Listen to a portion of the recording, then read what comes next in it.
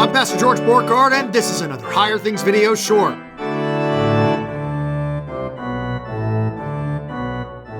Your wedding isn't only about you. That's the subject of today's Higher Things video short. The bride's day? Well, not really. The wedding, when marriage is spoken about in Scripture, weddings, the context is between Christ and his bride, the church. Ephesians 5 ends with, behold, this is a great mystery, but what I'm speaking about is Christ and his bride, the church. So the wedding isn't only about the bride and the groom. Now, this is a shocker because, well, little girls plan their whole lives about their weddings, and guys are taught to stay out of the thing and just be quiet and say yes, or I do, or something like that. Anyway, but the wedding itself provides us a picture of the relationship between Christ and his bride, the church.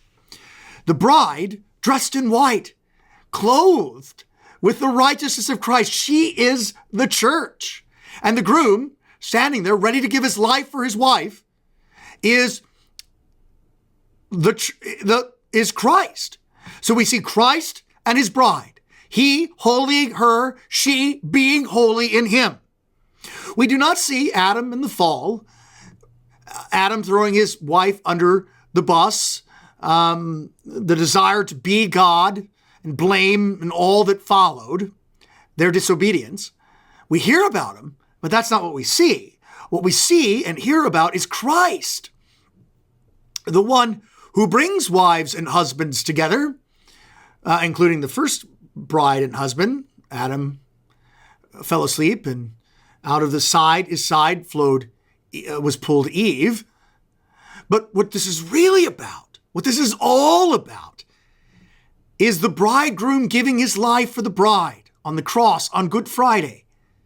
And from his side, from the side came the woman, from the side comes blood and water, from the side of Christ comes the bride, the church. And so this should change the way we think about weddings. It's not only about a fun time for our family members. It is about a fun time for our family members, but it's not only about that. What is confessed in the wedding? What is said? How does the wedding confess this relationship between Christ and his bride, the church? What is communicated in the wedding rite that does that? And I invite you to sit down sometime and open the wedding rite, especially if you're thinking about getting married, and read it. Because the rite says that the wedding provides a picture of the relationship between Christ and his bride, the church.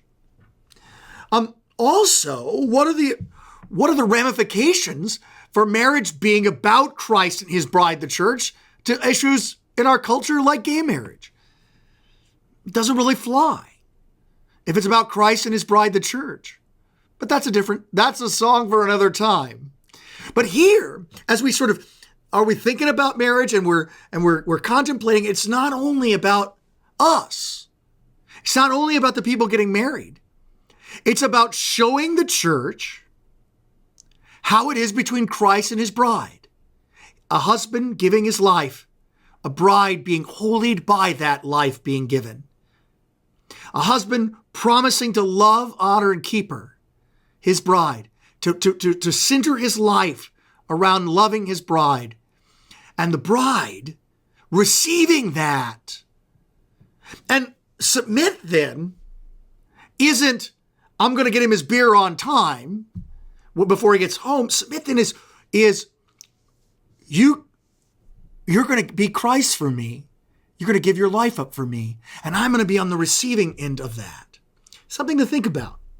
See, what's going on at weddings isn't only my day, says the bride, and I get her day, says the groom. It's about Jesus. Jesus for us, Calvary much. I'm Pastor George Borgard, and this has been another Higher Things video short.